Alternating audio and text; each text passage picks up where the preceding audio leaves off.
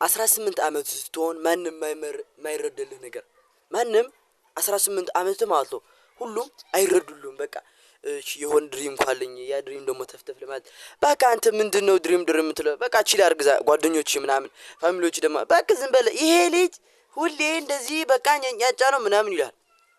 የማይልኮን እድለኛ ነህ ለሚሉች ነኝ ሶ በቃ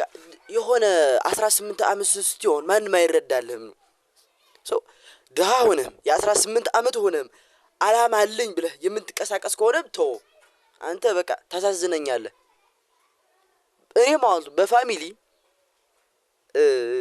ጸበል እንውሰደው ምናምን ተብዬ አውቃለሁ ማለትም ባወራቸው ሀሳቦች ምናምን ህይወት የመለወጥ መንፈስ ምናምን ብዬ ጸበል እንውሰደው ተብዬ አውቃለሁ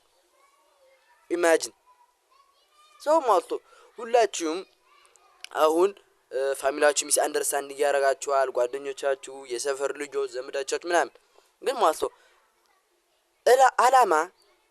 ለነሱ ከገባቸው አላማ አይደለም ገባ እኔ በቃ በዚህ ያምናለሁ ምክንያቱም እነሱ ከገባቸው ተራ ነገር ነው ማለት ነው ማለት እነሱ ከረዱትማ ለምሳሌ አንተ እያናቅኩ አይደለም ግን እንበለው ግን በሃጅ ማያት ፈልጋለሁ ካልክ ማንም ሰው ግራ አይገባውም እግዚአብሔር ማንም ሰው ግራ አይገባውም ምክንያቱም everyone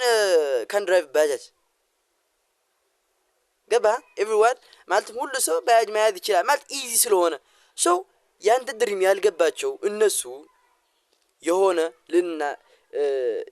ያንተ ስራ በቃ ከፍተኛ ስለሆነ ነው ለነሱ አልለመዱትም ገባ